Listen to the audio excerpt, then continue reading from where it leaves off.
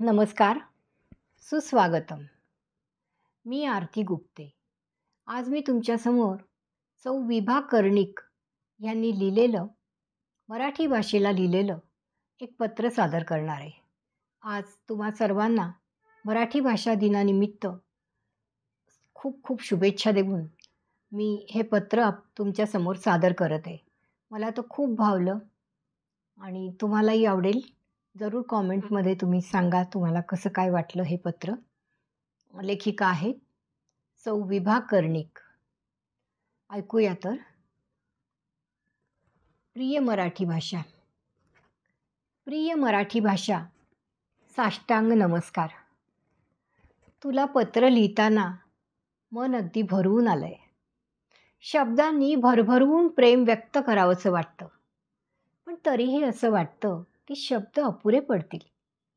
तुझं वर्णन करायला कोणतंही विशेषण पुरेसं नाही, कारण तू केवळ भाषा नसून माझ्या अस्तित्वाचाच एक भाग आहेस.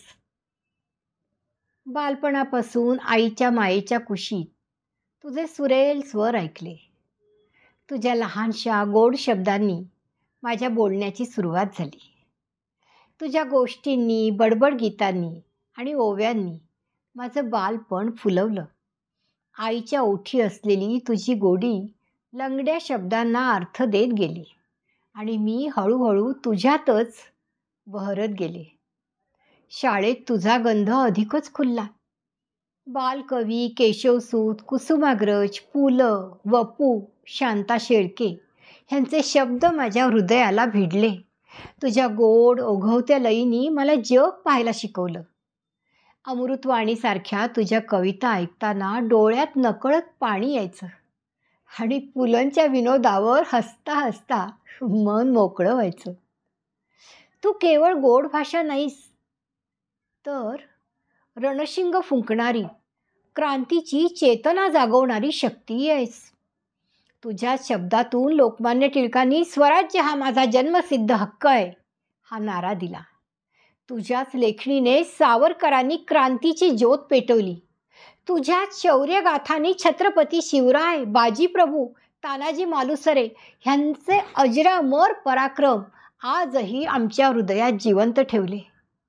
माझी मराठी, तुझ्यातच मी रडले, तुझ्यातच हसले, तुझ्या सहवासातच संस्कार घडले, जगण्याला दिशा मिळाली.